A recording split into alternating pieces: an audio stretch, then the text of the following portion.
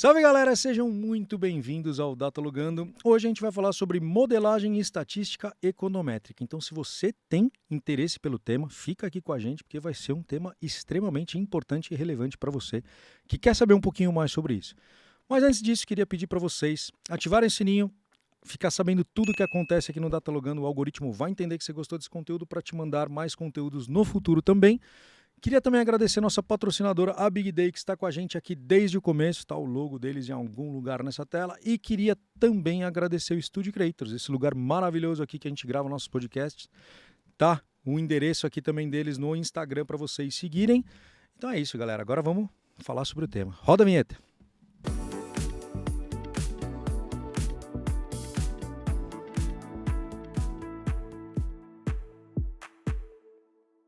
Seja muito bem-vindo, meu amigo Juan Jensen. Olá, tudo bom, Bruno? Tudo Obrigado, bem? obrigado Cara, pelo você já foi convite. rodado aqui, agora a gente vai falar um pouquinho sobre temáticas, né? Sobre a tua vida, né, cara? Vamos lá. Então vamos lá. Legal. Cara, pra gente começar sobre o tema, quando a gente fala de econometria, é um termo que muita gente entende e muita gente não entende. Então traz um pouco o significado pra gente de modelos estatísticos, econométricos, econometria. Bom, econometria é um termo que vem, obviamente, ali da faculdade de economia, né? São cadeiras, são cursos dentro da cadeira de economia que relacionam a economia com a estatística e a matemática. No fundo, são formas da gente tentar quantificar as relações entre diferentes variáveis no mundo econômico, né? Então, quando uma variável muda, por exemplo, quando a gente está falando de um produto e o preço, né, muda, né? O que está causando, né? Isso causa, enfim, redução de demanda, quanto vai cair. Então, assim, a econometria nos ajuda a quantificar essa modelagem econômica que a gente faz, né? Mas é uma mistura, grosso modo, de matemática e estatística com a economia. Mas na verdade não fica só na economia, porque o economista se Exato. apropriou muito das ciências sociais, né? Como o cientista social, na maior parte das vezes, não gosta de números, o economista se apropriou para quantificar também questões dentro da ciência social e Então, da ciência é política. isso que eu ia falar. Então a gente pode até falar sobre políticos, cenários políticos aqui, que vocês conseguem trazer modelos estatísticos onde vocês conseguem prever trazer Também algumas informações. temos, inclusive, na Foreign Intelligence, um índice de governabilidade, né? Olha que Onde a legal. gente quantifica a relação do governo com a opinião pública, com o judiciário e com o executivo, sempre tentando transformar essas relações em números. Tá, então conta pra gente um pouco o que a Foreign Intelligence entrega, já que você falou sobre. Deu o teaser aqui da Foreign Intelligence. Bom, a Foreign Intelligence é uma plataforma de modelagem, né? Uma plataforma de modelagem preditiva. O que a gente faz? A gente cria modelos, a gente tem um grande algoritmo que escreve algoritmos, né? O nosso algoritmo, ele vai tentar, ele vai, na verdade, modelar e projetar um determinado problema que o usuário sobe na plataforma. O usuário pode fazer isso de uma forma completamente autônoma, né, que a gente chama de autosserviço, ou guiado pelos nossos cientistas de dados, né? A gente faz, por exemplo, para grandes empresas, modelagem de demanda, né, tentando prever o quanto vai se vender de determinado produto em diferentes regiões do país. A gente faz projeções de preço, a gente faz modelagem de risco, exposição a risco. Então, enfim, se tiver uma série histórica, é possível fazer uma projeção em cima dessa série histórica baseada em bons modelos quantitativos. É isso que a plataforma traz. Tá, legal. Cara, você fala de modelo estatístico, principalmente quando a gente tá falando de econometria, me vem quando a gente teve a pandemia, que foi um fator, eu vou trazer até exemplos de fora para a gente poder ilustrar um pouco mais o teu bate-papo aqui. Por exemplos que obviamente, você faz análise de dados e, obviamente, você não consegue prever o que vai acontecer lá na frente, porque é um movimento completamente atípico de variáveis que você não tem como controlar, são as variáveis incontroláveis. Quando a gente entrou num cenário de Covid, muita gente deve ter recorrido a modelos econométricos para poder se estabelecer novamente no mercado, mitigando seus erros. Conta pra gente como foi um pouco trazendo dentro desse exemplo essa visão do Covid e de repente até outros exemplos também para a gente poder ilustrar para o nosso público. Antecipar eventos como a pandemia, né, como a crise de 29 e 30, Exato. enfim, como a crise do subprime nos Estados Unidos, é muito difícil você antecipar praticamente aquela impossível, crise, né? aquele evento e o timing que ele vai ocorrer. Sim. Né? É muito difícil. Então não é isso que o modelo se propõe a antecipar. Então assim, a gente não vai conseguir em cima dessa modelagem dizer quando vai ser a próxima pandemia Exato. e qual vai ser a doença que vai trazer uma nova pandemia. Mas a gente consegue identificar de forma bastante rápida, ou seja, quando você olha para a pandemia mudou de forma bastante drástica e rápida o padrão de consumo das famílias. Então as pessoas Perfeito. costumavam sair para tomar a sua cerveja, Que bares, inclusive nem restaurantes, brindamos. Um brinde aqui, ó. um brinde. Agora sim. E a pandemia, pelo distanciamento social, fez com que as pessoas ficassem em suas residências. Isso mudou o padrão de consumo. Então, dos mais diversos bens, para cima e para baixo. Perfeito. E erros muito, muito grandes foram cometidos ao longo da pandemia por erro de análise de dado. Então, assim, você não consegue prever a pandemia? Não, você não consegue prever a pandemia. Mas a pandemia mexeu com diversas variáveis e você consegue entender como é que aquelas variáveis afetam determinados mercados. Então, por exemplo, mexeu com o preço do petróleo. Como é que o preço do petróleo afeta o preço da gasolina? Você tem um modelo que te explica isso. Ou no caso da mudança de padrão de consumo. Quando veio a pandemia, as pessoas vão para suas casas, caiu drasticamente o consumo de serviço, porque você não podia ter interação social. A renda das famílias caiu, porque pessoas perderam seus empregos. Né? A taxa de desemprego no Brasil, Bruno, teria chegado, não fosse as pessoas terem saído do mercado de trabalho, porque isso acaba não entrando no índice, Sim. ela teria chegado a 25%. 25%. Há quanto tempo o Brasil não chega a Não, muito tempo? não tem crise que gere um desemprego de 25%. Por que o desemprego não chegou a 25%? Porque as pessoas saíram do mercado de trabalho e isso acaba não entrando na estatística. E a gente teve os programas, né, o auxílio emergencial, que de fato foi super importante para ajudar as pessoas que perderam completamente a sua renda a sobreviver. Ele foi muito mal formulado, enfim, tem várias críticas ao auxílio, mas ele foi fundamental para preservar a atividade econômica e preservar o consumo, principalmente de uma renda mais baixa. Mas voltando ao problema, quando você olha para a pandemia, a mudança de padrão de consumo, então você observou queda de demanda de serviços, aumento do consumo de bens, aumento do consumo na residência, de alimentos, de eletrodomésticos, né? E aí você pega, por exemplo, a indústria do setor de bens, de bens de duráveis, tá? Então eu estou falando daquele de eletroeletrônica, etc. Houve um boom de consumo. Todo mundo queria melhorar a sua casa, comprar um ar-condicionado. Ficaram mais tempo em casa. Você está em casa, então Exato. você quer ter um ar-condicionado, quer ter mais conforto, quer trocar a geladeira, trocar o micro-ondas, comprar o aspirador robô. Nunca se vendeu tanto aspirador robô ali na pandemia. Mas aquele era um momento, ou uma demanda temporária. Sim. À medida que a mobilidade foi voltando e as pessoas foram voltando a consumir serviços, o consumo de bens foi caindo. Existem algumas métricas que você consegue calcular dentro da econometria ou da estatística clássica, que são as variáveis, chamadas variáveis dummies ou variáveis de controle. Né? E aí, por mais que você não soubesse que a pandemia vinha e ela veio e você tem que lidar com aquilo, era como você lê a realidade e consegue separar o que é um efeito momentâneo de um efeito permanente. E quem não conseguiu fazer isso tomou decisões baseadas em crenças completamente equivocadas. E você teve várias empresas que fizeram isso no Brasil, em que viram um aumento de demanda, um aumento de produção, um esgotamento da capacidade. Olha, eu preciso ampliar minha fábrica. Só que você ampliou a fábrica e a demanda à frente caiu. Por quê? Porque a mobilidade voltou, consumo de serviços aumentou, consumo de bens caiu. Ou seja, voltamos a uma normalidade de mercado. Exatamente. Ou seja, você teve um período anormal e você tem que separar o que é uma mudança permanente de uma mudança temporária. Outras mudanças foram permanentes. Né? Então, por exemplo, maior consumo de vinho. É algo que veio com a pandemia, que atingiu picos, mas o brasileiro passou a tomar vinho pós-pandemia mais do que ele tomava antes. Por quê? Porque criou-se um hábito, né, de uma relação com a bebida ou com outro tipo de bebida que não tinha e que foi uma mudança permanente. Mas assim, você tem que conseguir separar o que é permanente do que é temporário. E existem formas estatísticas e econométricas para fazer esse tipo de controle. A gente tem, por exemplo, dentro da plataforma da Fora Intelligence, um controle de mobilidade, que é muito utilizado para fazer modelagem em que a pandemia traz essa alteração. E ali, por mais que no momento em que a pandemia está começando, você está errando, porque é algo novo, passou um mês, passou 2 meses, passou 3 meses, você consegue entender aquelas relações e ali no 4º mês você já está tomando decisões muito mais certeiras do que você estava no início da pandemia. Se você não faz esse ajuste, você vai continuar cego no 3º, no 4º, no 5º mês.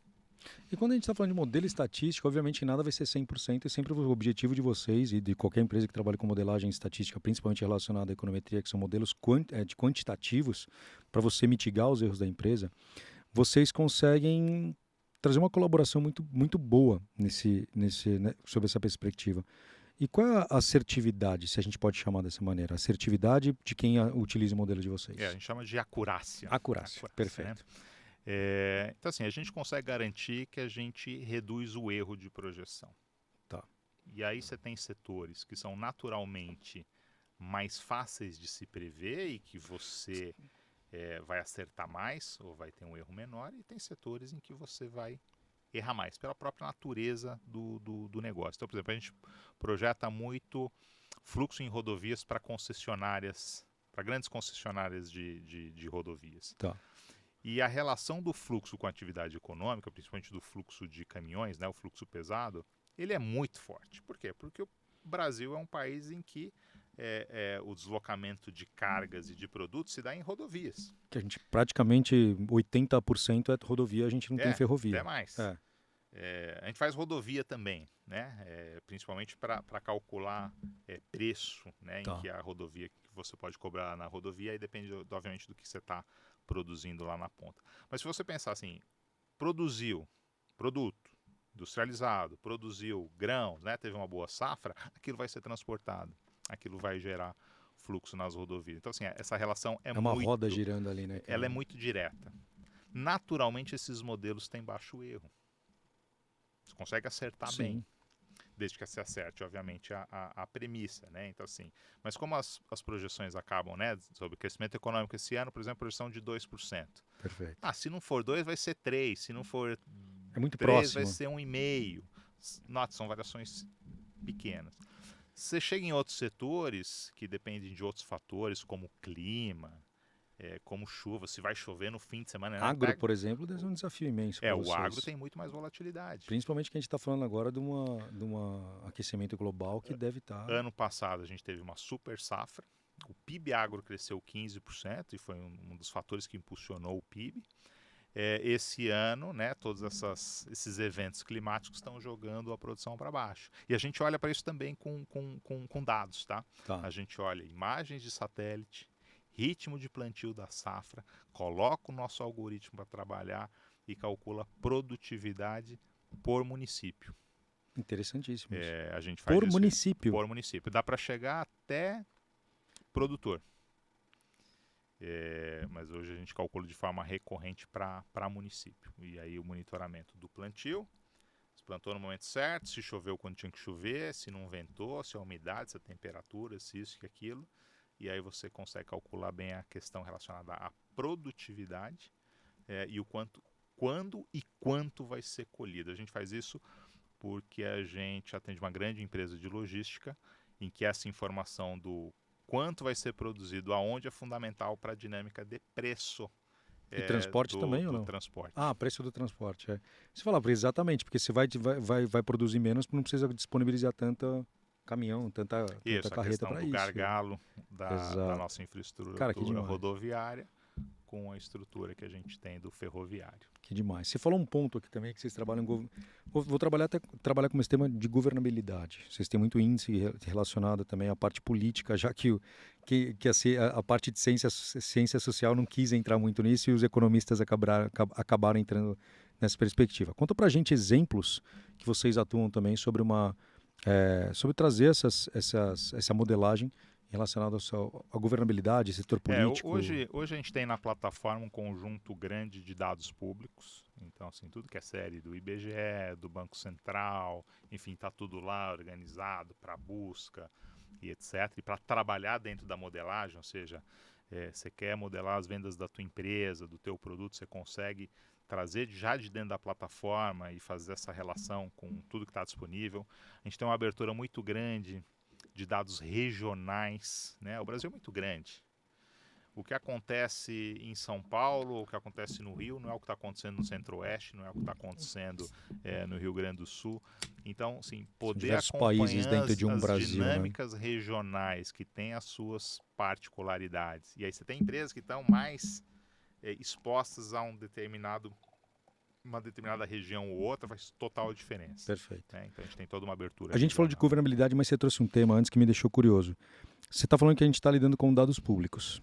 Dados públicos, se eu tiver os dados da minha empresa, eu posso cruzar com essas informações para trazer cada vez mais relevância para o meu negócio também? Sim, você traz insights de relação, né? Ou seja, Perfeito. a minha venda tem relação com o quê? Tem relação com o emprego? Tem relação com a renda? Não tem relação nem com o emprego, nem com a renda, tem com o salário mínimo, ou tem com a aposentadoria, ou com crédito, ou com taxa de juros, tá tudo lá. Então eu posso ter uma visão de planejamento macro, mas eu posso ter uma visão de planejamento onde eu já trago o meu business dentro da projeção. Regionalizado. Ótimo. E a gente tem caminhado muito para outros indicadores, né, que seriam dados ou de uma frequência diferente, ou dados alternativos, ou que a gente tenta medir, ou que a gente traz dados proprietários de parceiros para a construção desses modelos preditivos. Né? Então, um deles é esse que você comentou, né? Que é onde a gente chegou ali, dos índices de governabilidade. Né? Então, assim, a governabilidade ela é um desafio para qualquer governo. Não é para o governo que está hoje governando o Brasil, mas foi para o governo passado, para o anterior, e assim sucessivamente. E vai ser para os próximos. Né? Como é que é a relação de governo com opinião pública, com o executivo, com o legislativo, né, executivo com o legislativo e com o judiciário? A gente construiu um índice junto com cientistas políticos que entendem. A gente tem 2 doutores em ciência política dentro da equipe, tá? E a gente construiu um índice que gera justamente um quantitativo em cima dessas relações. Senão fica tudo muito no eu acho isso, eu acho aquilo, veja bem. Não, a gente quantifica essas relações e traz tudo isso dentro de um índice. Hoje a gente tem dentro desse índice uma parceria de divulgação junto com a Agência Estado. Então, todo dia 10, ou no primeiro dia útil subsequente ao dia 10, isso está dentro do broadcast político. Né? E a gente, obviamente, divulga para os nossos clientes também dentro da plataforma, simultaneamente ali ao broadcast. Mas é uma variável que, a depender do negócio que você está inserido, né? Então você está ali num mercado de concessões públicas. Capacidade do governo governar vai avançar mais ou menos questões relacionadas a concessões, por exemplo. Né? E hoje o que a gente tem, por exemplo, se a gente olhar para o governo Lula, é uma relação do executivo com o legislativo bastante frágil, né? E ali muitos temas acabam de fato não caminhando. Vocês conseguem comparar o governo Lula atual com os governos antigos também? Sim, essa é uma série que a gente conseguiu retroagir 20 anos no tempo. E aí? Então a gente tem desde Fernando Henrique, Lula 1, Lula 2, Dilma 1, Dilma 2, governo do Temer, governo do Bolsonaro e agora o Lula 3. Muito então vamos lá, não vou fazer a pergunta, mas qual é o maior desafio que a gente vê analisando os dados hoje aí, o governo Lula 3 não tem comparação nenhuma com o que foi em termos de governabilidade com Lula 1 e 2. Não é nem opinião, é governabilidade, análise de dados. Desde a opinião pública, então o Lula... a verdade é que o país continua dividido, né? O Lula ganhou com 50 e um pouquinho. Exato. E o apoio da opinião pública ao governo Lula continua ali nos 50%, ora um pouquinho mais, ora um pouquinho menos, agora um pouquinho menos, inclusive. É uma relação que mudou completamente com o legislativo, né? O legislativo tomou no governo, principalmente no governo Bolsonaro, um protagonismo que não tinha. Tá. E esse protagonismo continua. Então você pega o presidente da Câmara, o presidente do Senado, são 2 figuras que têm muito poder. E a negociação ali é fundamental do executivo com essas duas casas ou com o representante dessas duas casas. Então, assim, são questões que você consegue quantificar, né? Como é que a gente quantifica? A gente olha o número de projetos aprovados, rejeitados, enfim, tem toda uma metodologia por trás para a criação do índice e para a quantificação desses números. Mas eles mostram, por exemplo, por que a Dilma sofreu o impeachment. O impeachment é um processo político. Ela perdeu Totalmente. toda a base de sustentação, de apoio do legislativo, apoio de opinião pública. Então, assim, esse índice ele consegue mostrar e contar uma história muito interessante. Então, assim, você ter acesso a esses números para o processo de tomada de decisão, a depender do mercado que você está, né, e relacionar esses índices com o mercado que você está atuando, é fundamental. Talvez esse não faça o menor Sim, sentido para você, né? E a exatamente. Você tem que ver plataforma onde... tem N outros, por exemplo, a gente traz todos os dados relacionados a clima, dados diários de clima em mais de 500 municípios no Brasil. Legal. E você pega clima, pega ali venda de cerveja, já que a gente está aqui com a cerveja. Se é um final de semana de sol e calor, é uma venda. Se é um final de semana de frio e chuva, é outra venda. Comportamento muda. Então, assim, 1 grau a mais de temperatura no verão, esse verão foi 1 grau acima da média. Isso faz uma diferença enorme para quem vende bebida. Enorme. Muito mais do que a renda das famílias crescer. Por quê? Porque o indivíduo, mesmo com menos renda, se é um verão muito quente, ele vai tomar mais água, vai tomar mais suco, vai tomar refrigerante, vai tomar mais cerveja. E se é um verão frio, mesmo que ele tenha renda, ele vai priorizar outras coisas. Então, assim, entender a relação entre as diferentes variáveis que afetam o seu negócio é fundamental para um bom processo de tomada de decisão. Legal. Juan, acho que um ponto interessante é assim, a gente está falando bastante que vocês têm o modelo de vocês. Como que é o modelo de vocês? É um modelo gratuito que qualquer pessoa pode acessar a plataforma ou não? Tem alguns estudos que você pode ter acesso e outros que você não tem. Conta pra gente como que funciona. Olha, a gente está lançando agora um modelo gratuito dentro da plataforma, que é o nosso legal. freemium. Tá? Até então a plataforma era 100% fechada para os nossos clientes. Claro que a gente atua com trials de degustação da plataforma, etc. A plataforma nessa modelagem ou nesse campo mais do autosserviço é algo novo também. Assim, a nossa trajetória dentro desse mercado, a gente primeiro construiu o algoritmo, implementou esse algoritmo nos clientes que a gente já tinha em consultoria, criou uma cara, criou um front-end. Então, assim, a gente lançou o produto tem pouco mais de um ano. Um produto que está sempre, obviamente, se inovando, né? Este ano a gente lançou, né? Tá lançando, a gente vai fazer um evento em breve, fazer quase que um relançamento do que a gente está chamando de freemium, onde os usuários desse freemium já vão ter acesso a dados e projeções de um conjunto grande de indicadores, incluindo esse político que eu te comentei. Olha só. O índice agregado vai estar disponível ali na plataforma de forma 100% gratuita. E o plano pago, ele inclui um conjunto muito mais amplo de dados, né, de séries regionais, né, de uma abertura muito mais setorial dos dados. Habilita também, a depender do caso, dados de parceiros. A gente tem trazido dados de parceiros, né, para colocar dentro da plataforma, é quase que um marketplace ali de dados. E habilita a parte de modelagem, onde a gente tem uma grande inovação, que são os algoritmos, né, que vão construir justamente os modelos preditivos para os mais diferentes usos, sejam dentro da modelagem de séries de tempo, né, que ali entra muito a econometria, a estatística tradicional, principalmente quando a gente está falando de modelos com dados mensais. Esse tipo de modelagem continua ganhando de todos esses novos ali, de inteligência artificial e de machine learning, etc. Então a gente tem todo um pipe de comparação de modelos e traz para o usuário, né? Vocês têm também outros modelos que já existem, vocês comparam com o de vocês? Sim, a gente compara uma gama grande de modelos e traz para o usuário aquele que mais acerta. A gente não tem apego a modelo.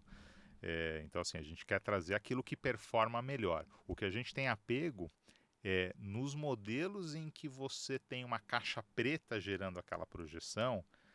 A gente quer trazer explicabilidade. A gente não gosta de modelos, a projeção é tanto. Explicabilidade. Explicabilidade. Então, assim, mesmo dentro de modelos mais black box, a gente traz camadas de explicação de por que a projeção é aquela, e não só a projeção, muitas vezes o cliente quer entender o passado. Ah, esse mês eu vendi menos. Por quê? Porque choveu, porque fez frio, porque a renda não cresceu. Então, assim, você tem que explicar o passado e o futuro. Inclusive, entender as relações e as alavancas é fundamental para você tomar as melhores decisões. A gente vai entrar no inteligência artificial que você falou aqui, mas eu estou curioso, porque a gente falou de governabilidade, e você falou que tem modelos de 20 anos. Nem sei se você pode compartilhar isso, mas eu vou tentar. Do ponto de vista de dados, quem teve a melhor governabilidade nos últimos anos aí? Não estamos falando de... Olha, eu não lembro exatamente os números da série, mas certamente é Lula 1 e Lula 2. Olha, legal, cara. Bem interessante. Então vamos lá, agora relacionado à inteligência artificial. Inteligência artificial é um tema que vem sendo falado, não dia falar dia e noite, mas dias, toda hora está sendo falado em qualquer lugar, sobre qualquer área, sobre qualquer tema, sobre qualquer indústria, a gente está falando sobre inteligência artificial. Como que se aplica ou não o modelo de inteligência artificial no seu negócio? Bom, a gente é desenvolvedor de inteligência artificial, né? A gente desenvolve, ou seja, o nosso algoritmo, ele inclui toda uma gama de inteligência artificial desenvolvida por nós, desenvolvida no Brasil, tá?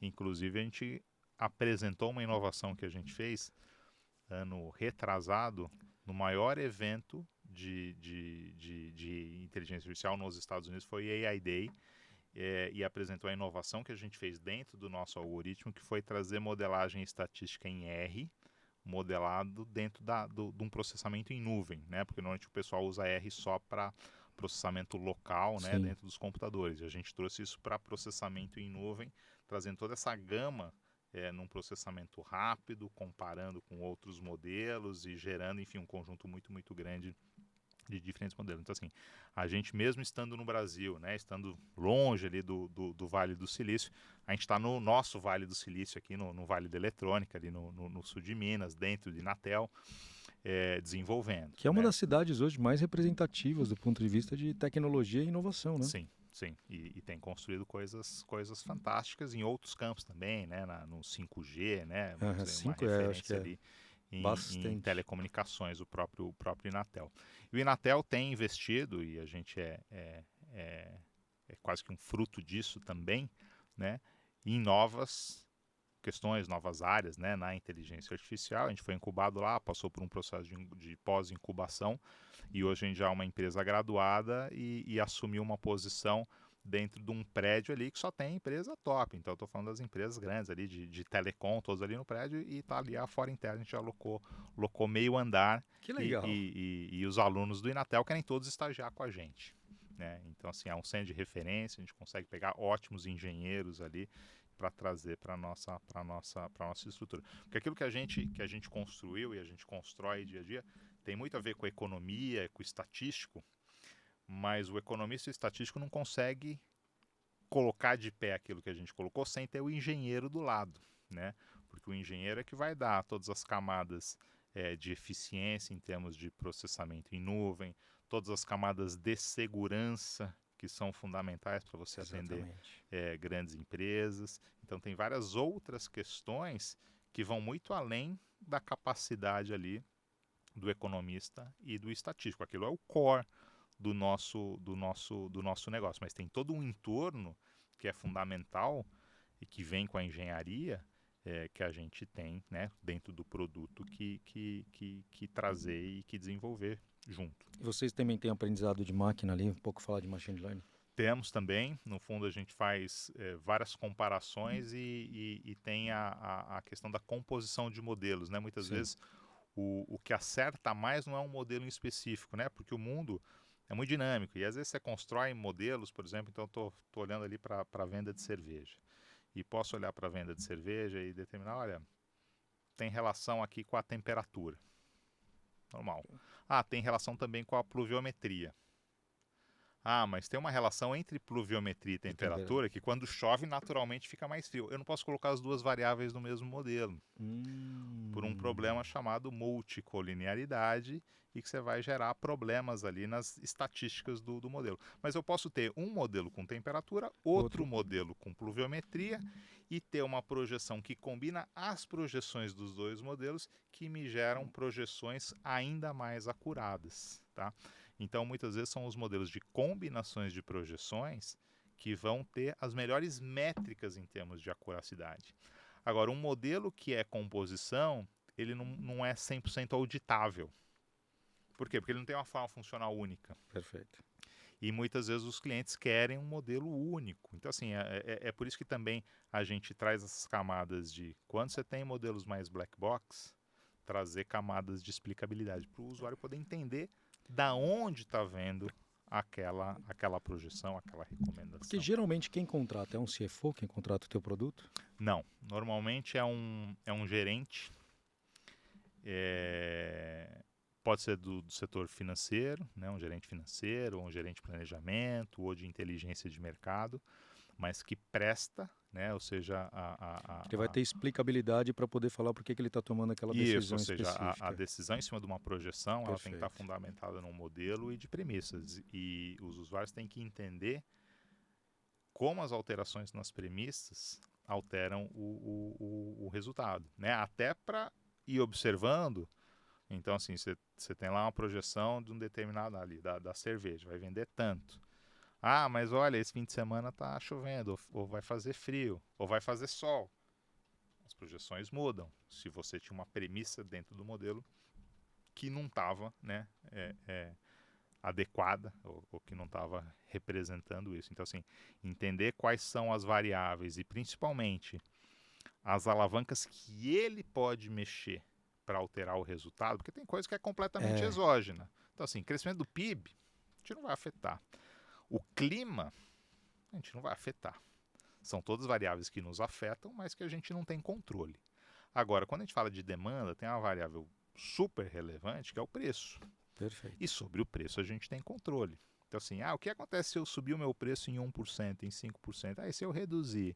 E se meu concorrente fizer isso, fizer aquilo? Então, você consegue ver com essas alavancas qual que é a variação que você tem no teu negócio, mas com aquilo que você tem controle.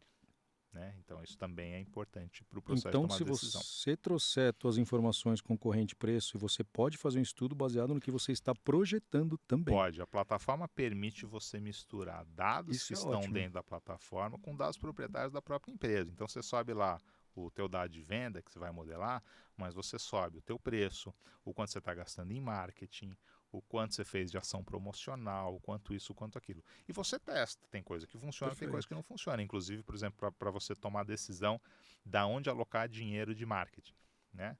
Pô, fiz aqui a campanha no supermercado, fiz aqui a campanha na televisão, fiz aqui a campanha no YouTube, e aí você vai validando como é que isso mexeu o ponteiro, né? Porque assim, não, olha, eu fiz aqui uma campanha no YouTube e na semana seguinte minhas vendas bombaram. Bombou por conta disso ou tem alguma outra variável? Supõe que fez muito calor naquela semana seguinte e a venda aconteceu justamente porque veio o clima bom. Exato. Tem nada a ver com a campanha que você fez no YouTube. Então, assim, controlar as tuas modelagens pelos fatores que estão afetando aquela venda é fundamental para você conseguir entender o que está afetando e aquilo que não está afetando. Ótimo ponto. No Brasil, a gente muito se vê planejamento mês. Qual é a velocidade, deixa eu até aproximar aqui, qual é a velocidade de tomada de decisão que uma empresa tem fazendo umas projeções junto com o modelo que vocês oferecem? Olha, normalmente as pessoas fazem esse planejamento uma vez por ano e faziam, né? Porque é muito custoso. Então, assim, quando você fazia isso de uma forma manual, é muito trabalhoso. Então, você vai fazer o planejamento, você casa com aquele planejamento, daqui a um ano você vai refazer. O nosso sistema permite com que você atualize aquilo ali e faça correções de rota de forma quase que contínua. Isso, né? É ótimo. Então você consegue, num modelo mensal, atualizar aquilo sempre que você tem um dado novo, sempre que muda uma premissa, você faz a atualização. Claro que a empresa tem um norte, né? Mas mesmo assim, você está desviando daquela projeção. Por que você está desviando? É um problema de premissa? É um problema de modelo? É um problema tem algo que eu possa mexer nas minhas alavancas para uma correção de rota? Né? São decisões que você tem que tomar no dia a dia que a ferramenta te ajuda a tomar. Mas a ferramenta permite com que você desça num trabalho operacional que antes não era possível com esse tipo de ferramental. Né? Então, por exemplo, com modelagem diária. Né? Então, a gente está comentando aqui do fim de semana e da venda. Você consegue projetar, por exemplo, uma semana à frente, 10 dias à frente, e você tem boas projeções de clima, por exemplo, nesse horizonte de tempo, e se antecipar a mudanças bruscas de demanda, por conta de fatores completamente exógenos como o clima. Então, assim, você pode ter tempo bom até sexta-feira. Se o tempo vira sábado e domingo, é um cenário completamente diferente de você ter tempo ruim até sexta e o tempo vira para o tempo bom sábado e domingo. Então, você pode ter a mesma quantidade de chuva no mês, mas se choveu durante a semana e se fez sol no fim de semana, é uma coisa. E para outros mercados é outra coisa. Né? Então, assim, você conseguir quantificar isso, né? E entender essas relações, melhora e melhora muito o processo de tomar decisão. E ao melhorar o processo, a tomar decisão, redução de custo, Exato. aumento de venda, aumento de Performance margem, financeira, performance de vendas, você começa a trazer todas as otimização de frentes. estoque. Otimização, exatamente. Então, assim, é uma economia. A gente tem clientes que reportaram, agora não lembro o valor, mas é coisa assim de estou economizando 400 milhões de reais em working capital.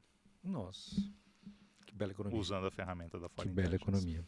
Bom, entendo eu que quando a gente está falando de privacidade dos dados, você lida praticamente com dados públicos e que só quando a empresa permite pegar os dados dela que você começa a trabalhar, ou ele trabalha o próprio dado dele. Como que fica essa relação? Hoje a gente não trabalha com dados de pessoa física, né, que estão sujeitos aí a LGPD.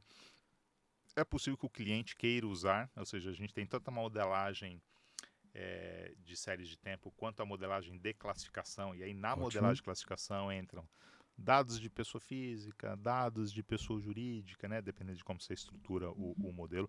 A gente tem feito coisas nessa área, principalmente numa BU que a gente construiu, que é a BU de risco, então ela trabalha bastante com questão relacionada a crédito. Tá? Mas a gente trabalha com dados anonimizados, então a gente não tem problemas, ou seja, com questões regulatórias de LGPD, ainda que a gente, obviamente, tome todos os cuidados. Né? Os dados que tem na plataforma, dentro da plataforma de dados, são dados de séries de tempo, são dados públicos ou dados de domínio público, com alguns dados privados em que a gente tem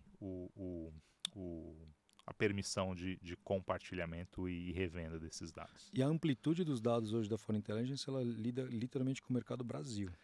A gente tem alguns dados de mundo, mas porque vocês têm clientes globais também que analisam? Temos, assim, mas não é só isso. No fundo, assim, tem variáveis globais que afetam o mercado doméstico. Exatamente. Então, você pega taxa de juros dos Estados Unidos. Vai mexer aqui, com o crescimento do PIB americano.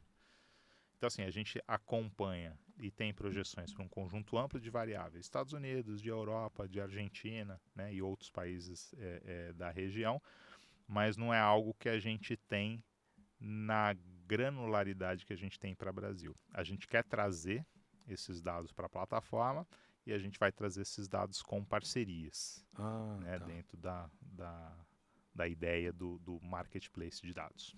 Legal. Cara, estamos chegando no nosso final da nossa entrevista. Acho que antes da gente ir no final, vamos já para a última pergunta que eu acho que é importante. Tendências futuras. Como que você interpreta ou traz as tendências que você acredita que vão realmente moldar esse futuro cada vez mais próximo à tomada de decisão baseada numa modelagem estatística econométrica? Então, tem uma frase do CEO da OpenAI de ontem, num evento que ele participou. Agora não lembro exatamente a frase. Ele falou: a inteligência artificial não vai substituir pessoas. Né? Porque tem todo esse temor de que a inteligência artificial vai causar desemprego porque a máquina vai fazer o que o homem antes fazia. O mundo já passou por diversas revoluções tecnológicas que foram poupadoras de trabalho, né? Desde a produção, desde a Revolução Industrial, né? E de fato pessoas perdem o seu emprego naquilo que elas estavam fazendo. Então, assim, se você está lá apertando parafuso e você cria uma máquina que aperta o parafuso de forma automática, aquele indivíduo que estava apertando parafuso vai ter que parar de apertar parafuso e fazer uma outra coisa. Quando você inventou a lâmpada elétrica e parou de vender vela, aquele cara que produzia vela vai ter que se reinventar, né? A revolução que a gente está passando com a inteligência artificial é mais uma revolução tecnológica que a gente está vivendo, que vai diminuir algumas alocações ou eliminar algumas alocações do trabalho e está criando outras, né? Eu vejo a inteligência artificial e o que a gente tem desenvolvido ali, da comparação estatística econométrica, com N outras formas de se criar modelos, de fazer projeções, como um aumento de produtividade muito grande do analista de dados. No fundo, hoje, o analista ele faz muito menos do que ele gostaria de fazer. Tem N coisa que você quer resolver com dados e não sobra tempo. Se você tiver uma máquina que faz 95, 99% do trabalho, você vai conseguir resolver mais problemas. O outro dia eu fui participar de um evento sobre felicidade. E o cara, não, vem falar de felicidade. Eu falei, mas não tem nada de felicidade. Tem dado? Ah, tem umas séries aqui do Banco Mundial. Eu falei, então beleza, eu vou participar e vou bolar um negócio legal. Trouxe os dados de Brasil para dentro do algoritmo. Falei, bom, vamos tentar entender o que causa felicidade no Brasil. Apertei um botão, deixei o negócio rodar. Aí rodou, trouxe resposta, apertei de novo, trouxe mais variável, fui brincando. Fiquei amanhã brincando com o negócio. Aí cheguei em modelos que me satisfazeram como analista, levei lá para o evento e apresentei. Pessoal no evento perguntando se o meu doutorado era em cima de felicidade. Note, eu fiquei uma manhã rodando. Se eu não tivesse a ferramenta, primeiro que eu não ia participar do evento, porque ia me gastar, ou seja, eu poderia chegar nos mesmos resultados depois de 30, 40, 50 dias trabalhando em cima. Eu não teria 30, 40, 50 dias para me dedicar para o evento. Eu me dediquei uma manhã. Como é que eu consegui participar do evento e participar com grande conteúdo e contribuindo de forma assim, bastante efetiva? Porque eu usei o algoritmo. O que o algoritmo fez? O trabalho pesado. Todo aquele trabalho de rodar modelo, comparar a projeção, ele fez de forma automática. Eu só fui colhendo os resultados e fazendo uma análise crítica em cima daquilo que ele ia soltando. O resultado ficou super legal. Eu fiz em uma manhã, o que um analista da forma tradicional ia demorar pelo menos 2 meses para fazer. Então, assim, a inteligência artificial é uma forma da gente aumentar a produtividade em cima do nosso trabalho. Mas não vai eliminar trabalho, vai fazer com que o homem, de fato, possa se dedicar, né? E a gente usa a inteligência humana para questões em que a máquina ainda não chegou, mas que vai chegar. Vai chegar. Né? Quando a gente falar daqui a alguns anos para os nossos netos que a gente dirigia carro, no futuro ninguém vai dirigir exatamente. carro. Mas vocês são loucos, tinha cada acidente, no futuro não vai ter acidente. Não é muito longe. Fala que lá atrás a gente não tinha um celular. Como era possível viver sem celular, sem internet? Então assim, mas imagina assim, hoje todo mundo dirige. Exato. Daqui a, sei lá, 20, 30 anos, ninguém mais vai dirigir. E as pessoas vão se perguntar, nossos netos vão se perguntar, como é que vocês dirigiam? Para quê? Porque as máquinas vão estar fazendo isso. Tudo aquilo que o homem faz e que a máquina pode fazer, a máquina vai fazer mais bem feito. Os índices de acidente, quando você tiver só máquinas dirigindo, vão ser mas muito menores do que você tem hoje. Né? Então, é a natural evolução. E o que vai acontecer com os motoristas? Vão procurar outra coisa para fazer, ninguém mais vai dirigir carro. É a vida, assim, faz parte da inovação. Exatamente. E note, um ponto importante. Qual o país que mais inova, que está na fronteira da inovação? De quê? De Estados Unidos, China, Rússia? Estados Unidos. Tá. Estados Unidos é um dos países que tem a menor taxa de desemprego do mundo. Pois é. Ou seja, a inovação não está roubando emprego. Ela está tá criando novas oportunidades em novos campos. A gente até tem uma brincadeira que a gente fala aqui, que você tira o braço e coloca mais pessoas para pensar. E não para o operacional sai. O operacional deixa a máquina fazer. Exato. Tudo que, ela faz com tudo que for repetitivo, Exato. tiver processo, tiver regras, que é o que a gente fez. Assim, a gente não inventou a roda. O que A gente a foi gente pegou? A gente pegou o livro de econometria e ao invés de ter lá o estatístico, o economista, o doutor lá, que tem um processo, é uma regra de bolo. Primeiro faz isso, depois testa isso, faz aquilo, olha tal estatística, compara. A gente colocou a máquina para fazer isso. E a máquina faz isso brilhantemente e de forma muito mais rápida Exatamente. que o ser humano. E cometendo Erros muito menos mínimos, erros, é. porque o homem, o ser humano, quando está cansado, comete cada bobagem, né? Em todas as esferas. Exato. Né? No trânsito, no trabalho. Que a máquina não cansa. Exato. Né? A máquina trabalha ali de forma ininterrupta. E o homem vai usar o seu dom, né? E a sua sabedoria para fazer aquilo que a máquina ainda não faz. Porque no futuro ela vai fazer. Vai fazer. E se ela fizer tudo, a gente pode ficar na praia tomando uma cerveja aí, ó. É isso. Deixando as isso. máquinas nos atenderem. Perfeito. Juan, queria agradecer mais uma vez pela tua participação. Você já participou do nosso Rodados contando a tua história. Agora você está contando um pouquinho sobre o que você faz por trás dos bastidores aí. Cara, queria que você fizesse suas considerações finais aqui no nosso papo. Bom, obrigado. Foi um prazer aqui o bate-papo. Enfim, se a gente...